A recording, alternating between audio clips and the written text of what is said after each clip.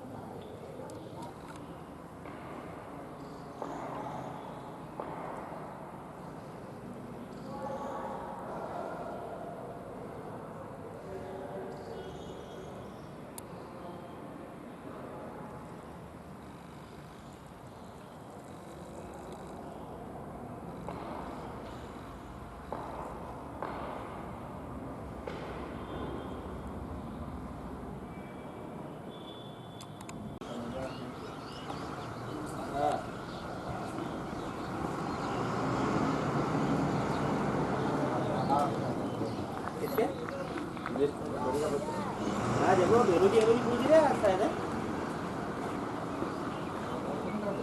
हाँ मनोज आया था ना वो मिल जाता रास्ते में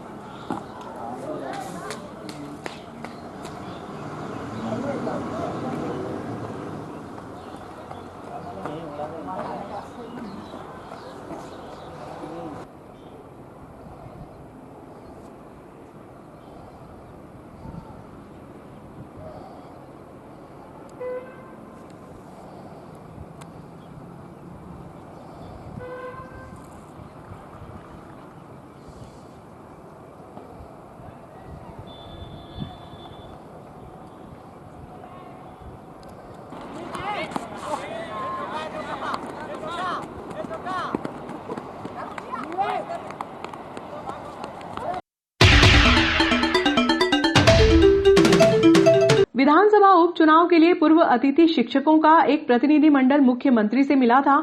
मुख्यमंत्री ने अतिथि शिक्षकों की मांगों का निराकरण उपचुनाव के बाद करने का आश्वासन दिया था। ये बात अतिथि शिक्षक संघ प्रदेश अध्यक्ष अजय पाल सिंह व प्रदेश महामंत्री तूफान शर्मा ने होटल रांगोली में विशेष चर्चा के दौरान कही। उन्होंने कहा कि अतिथि शिक्षकों को शासकीय कर्मचारियों की तरह काम लिया जाता है, लेकिन उन्हें सुविधा व वेतन उस मान से नहीं दिया जाता है। इसको लेकर विरोध के स्वर भी उभर रहे हैं।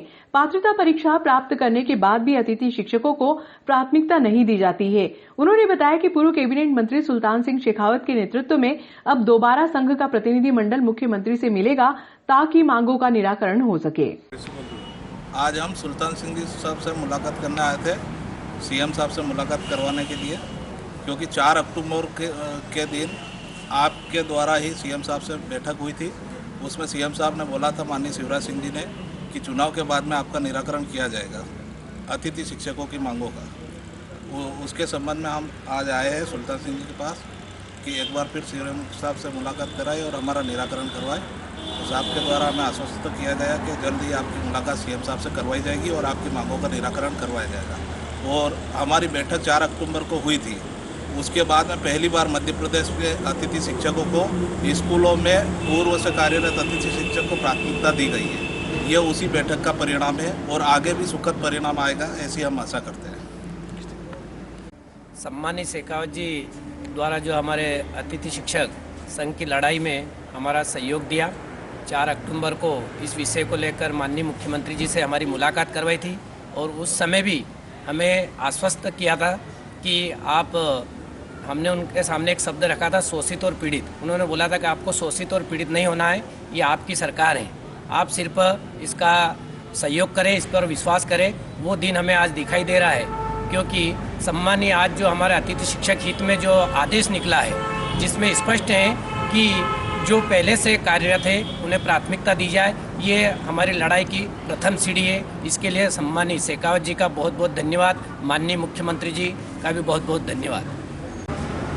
सितंबर माह में प्रदेश के माननीय मुख्यमंत्री शिवराज सिंह जी के साथ में कई दौर की चर्चा हुई थी। चर्चा के उपरांत यह कि मध्य प्रदेश में जो आगामी 28 विधानसभा चुनाव होने वाले थे, उससे पूर्व प्रदेश के सभी क्षेत्रों में जो विशेषकर कर्मचारी जगत है, उसमें अतिथि शिक्षक, अतिथि विद्वान, विद्युत कर्मचारी, राज्य सरकार के कर्मचारी, संविदा, पंचायत के कर्मचारी और मंडी हम्माल, तुलावटी, इन सब के बारे में प्रत्यक्ष से चर्चा हुई थी। माननीय मुख्यमंत्री जी का आग्रह था कि एक बार सब लोगों के प्रतिनिधियों से जो प्रदेश स्तर का नेतृत्व करने वाले हैं, उनके साथ एक संयुक्त बैठक करा दी जाए।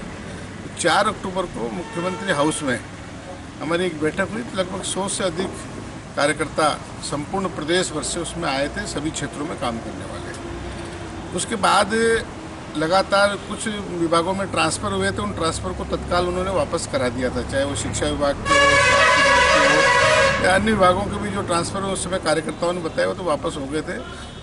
अतिथि शिक्षकों ने और अतिथि विद्वानों ने अपनी बात को थोड़ा, क्योंकि जगह जगह पर आंदोलन ये वर्ग हो रहा था, इन्होंने अपनी बात को रखा और रखने के बाद जैसा अभी इस संगठन के अध्यक्ष महामंत्री ने आपको बताया कि पहली बार एक सकारात्मक दृष्टि से एक आदेश निकला है कि जो पूर्व से कार्य करते आ रहे हैं उनको प्राथमिकता के आधार पर सबसे पहले कार्य पर रखा जाए, और इसी क्रम में इस बार सबको रखा गया है, क्योंकि लगातार हर साल भर्ती होती है अतिथि शिक्षकों की और इनकी संख्या पिछले को बंद कर देते हैं, नए भर्ती कर लेते हैं, इनकी संख्या लगातार बढ़ती जा रही। कोई बोलता 50,000, कोई बोलता 70,000, कोई बोलता 90,000।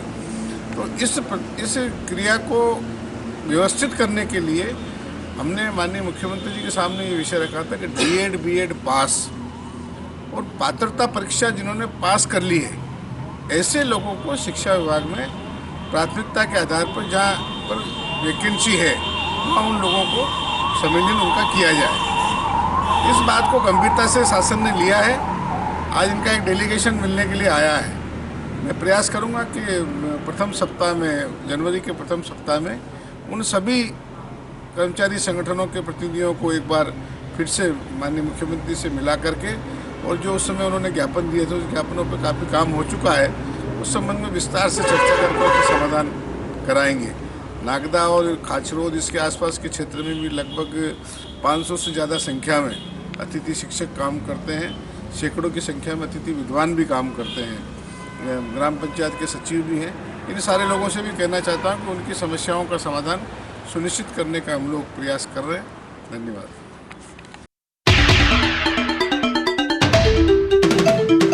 नगर पालिका चुनाव को लेकर शहर में माहौल भाजपा के पक्ष में है। इसको लेकर विधायक दिलीप सिंह गुर्जर सहित कांग्रेस कार्यकर्ताओं में बौखलाहट का माहौल व्याप्त है। ये बात मंडल अध्यक्ष सीएम अतुल ने भाजपा कार्यालय पर कही। उन्होंने कहा कि कांग्रेस के अध्यक्ष शहर राधे जायसवाल द्वारा प्रकाश नगर के कुछ युवाओं को आनन फानन में माला पहनाकर भाजपा छोड़ कांग्रेस में शामिल होने का ताना बाना बुना गया। उसमें से आधा दर्जन युवक भाजपा कार्यालय पर मौजूद हैं, जिन्होंने कांग्रेस में शामिल होने की बात से इनकार किया है।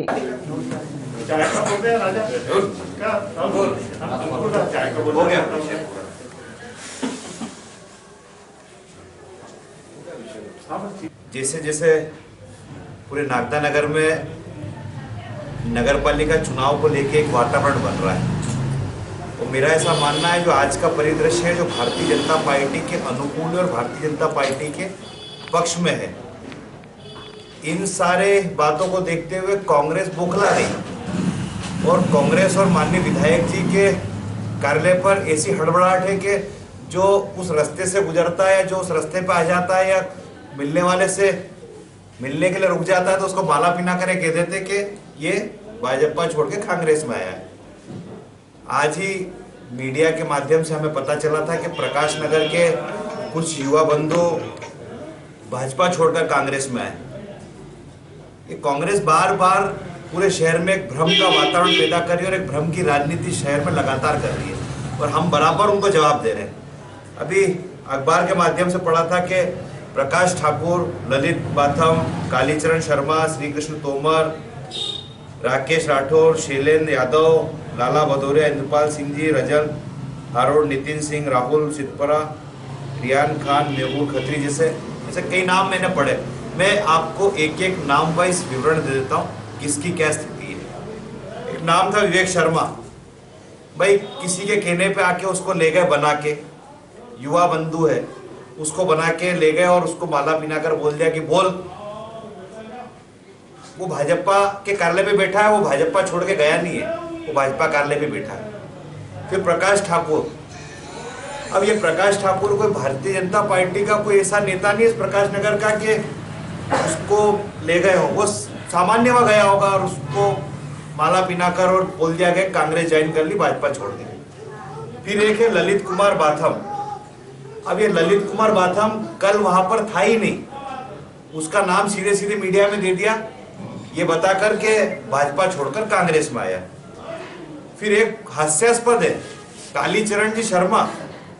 अब कालीचरण जी शर्मा की पत्नी कांग्रेस से चुनाव लड़ चुकी है, और कालीचरण जी को ये बता रहे मीडिया के माध्यम से कि उन्होंने भाजपा छोड़कर कांग्रेस, ये एक विचलित करने वाला विषय है कि कांग्रेस इतनी मूर्खता की ओर बढ़ रही है कि अपने लोगों को माला पहना कर ये बता रही है कि ये भाजपा छोड़कर कांग्रेस में आए।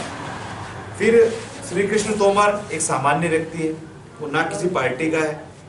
फिर राकेश राठौर, अभी राकेश राठौर भी ऑलरेडी कांग्रेस ही है, जो कांग्रेस का वहां पे प्रकाश नगर में इनके नेताओं के साथ काम संभालता है। फिर एक नाम है शैलेंद्र यादव। अब ये शैलेंद्र के साथ तो बड़ा मामला है कि वहाँ भंवर सेठ की चाय की दुकान है। अब शैलेंद्र वहाँ कहीं चाय वाय पीने गया होगा, चाय पीने गया तो उसने देखा कि मेरे वार्ड के कई लोग इकट्ठे खड़े, वो उनसे बात करने पहुंच गया। वहाँ बात करने पहुंचा, उसको भी सबके साथ खड़ा करके माला पहना दी, और बहुत ताबड़तोड़ तरीके से फोटो खींच के सोशल मीडिया पे और ऑनलाइन मीडिया पे और आप सबके माध्यम से वायरल कर दिया। इसके बाद में लाला भदौरिया एक सामान्य युवा कार्यकर्ता है जिसका कोई पार्टी, किसी पार्टी से कोई लेन देन नहीं है। इंद्रपाल सिंह जी, बहुत हास्यास्पद है कि एक अच्छे व्यक्ति को जो समाज में एक विद्यालय संचालित कर रहे, शायद उनका नाम इन्होंने उनकी गैर उपस्थिति में डाल दिया और ये बता दिया कि उन्होंने ज्वाइन, वो वहाँ थे नहीं, उपस्थित नहीं थे। फिर रजल हारोड़, नितिन सिंह, राहुल सिद्धपरा, ये सब वहाँ उपस्थित नहीं थे, अपने अपने काम में लगे हुए थे, जो वहाँ नहीं थे। फिर एक रियान खान का नाम है, कि रियान खान भारतीय जनता पार्टी छोड़ के कांग्रेस में आया। भैया स्पष्ट है सारा मामला हमारा, स्पष्ट है। और अनावश्यक नाम एक जबरदस्ती प्लानिंग से एक नाम थोप दिया।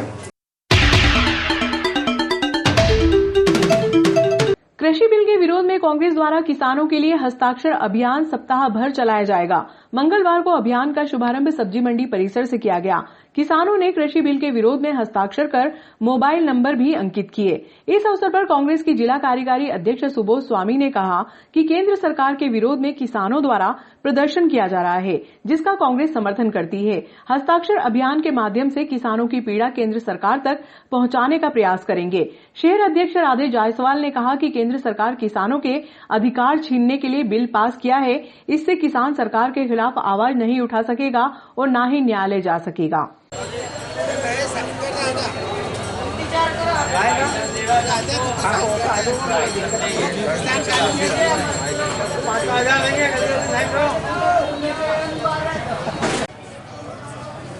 नेता बनना तो आगे पीछे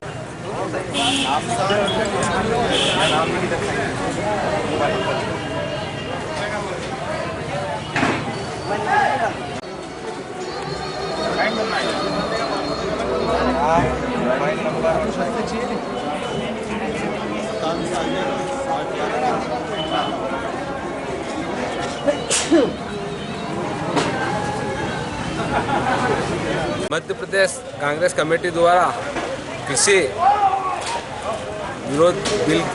विरोधी बिल के उसमें काले कानून वापस लेने के लिए आज पूरे शहर में हस्ताक्षर अभियान चलाया जा रहा है। ये सारे हस्ताक्षर अभियान कराकर ये पूरा की पूरी फाइल केंद्र सरकार को भेजी जाएगी। पीसीसी के माध्यम से हम केंद्र सरकार से मांग करते हैं कि इस काले कानून को वापस लिया जाए, जिससे किसानों में राहत हो। कृषि बिल को लेकर पूरे देश भर के किसान सड़कों पर विरोध कर रहे हैं। मध्य प्रदेश कांग्रेस कमेटी के आह्वान पर कृषि बिल के काले कानून को वापस लेने के लिए पूरे प्रदेश भर में एक हस्ताक्षर अभियान चलाया जा रहा है, जिसकी आज शुरुआत की गई है। हम सभी क्षेत्रवासियों से, कृषक साथियों से अनुरोध करते हैं कि इस हस्ताक्षर अभियान में ज़्यादा से ज़्यादा संख्या में भाग लेकर अपना विरोध दर्ज करें और केंद्र सरकार इस जो काला कानून है इसे वापस ले। आज लगातार देश में जो विपरीत स्थिति बन रही है, उसमें एक एक करके पूरे तबके को कुचला जा रहा है। गरीब तबके को पहले मजदूरों को कुचला गया श्रम कानून को कमज़ोर करके, और उसके बाद आज जो है वापस आपके सामने किसानों के खिलाफ जो काला कानून लाया गया है। केंद्र सरकार, राज्य सरकार आज बढ़ चढ़ के ये कहती है कि हम किसानों के हित में काम कर रहे हैं, लेकिन आपने देखा होगा जो कमलनाथ जी ने हाफ बिल करा था उसका वापस 750 रुपये हाथ पावर उन्होंने कर दिया है। अब केंद्र सरकार द्वारा जो हमारे अन्नदाताओं पर काले कानून के रूप में तानाशाह थोपा गया है, आज हम शहर कांग्रेस कमेटी जो हमारे प्रदेश कांग्रेस कमेटी के नेतृत्व में शहर अध्यक्ष राधे जी जायसवाल जी, जिला कार्यकारी अध्यक्ष सुबोध स्वामी जी के नेतृत्व में हमने आज स्वच्छता से सबके साइन करा के जो किसान बैठे हुए हम उनका समर्थन करते हैं और काले कानून का विरोध करते हैं। शहर कांग्रेस कमेटी किसानों पर जो केंद्र सरकार ने काले कानून करा है उस पर सभी शहर कांग्रेस कमेटी किसान आंदोलन के साथ में है और एकजुटता से पूरी कांग्रेस मिलकर इसका विरोध करेगी और किसानों के साथ हमेशा खड़ी रहेगी। इस कांग्रेस कमेटी के आह्वान पर ब्लॉक कांग्रेस कमेटी नागदा द्वारा एक किसान विरोधी बिल के विरोध में हस्ताक्षर अभियान चलाया गया, जिसमें किसानों की समस्याओं के लिए ऑल इंडिया कांग्रेस कमेटी किसानों के समर्थन में है। जब जब किसानों की कृषि का मूल्य बढ़ता है, चाहे वो सोयाबीन हो, चाहे प्याज हो, चाहे आलू हो, चाहे दालें हो, जब से भारतीय जनता पार्टी की मोदी सरकार केंद्र पर में शासित हुई है, जब भी भाव बढ़ता है तो केंद्र सरकार बांग्लादेश से, अफगानिस्तान से, ऑस्ट्रेलिया से लाखों टन दाल मंगा लेती है, लाखों टन प्याज मंगा लेती है। आज अभी 60 लाख टन का आयात कोटा किया है इस भारतीय जनता पार्टी की सरकार। भारतीय जनता पार्टी की जो सरकार है किसान विरोधी सरकार है। शहर Congress committee, all India Congress committee इसका पुरजोर विरोध करती है और सारे देश के किसान भाइयों के साथ है, समर्थन में है। जय हिंद, जय भारत। केंद्र सरकार द्वारा जो इस काले कानून को देश में लागू किया गया है उसके विरोध में आप देखेंगे निरंतर हमारे किसान साथी प्रदर्शन दिल्ली में कर रहे हैं, पर उनकी मांगें नहीं सुनी जा रही है।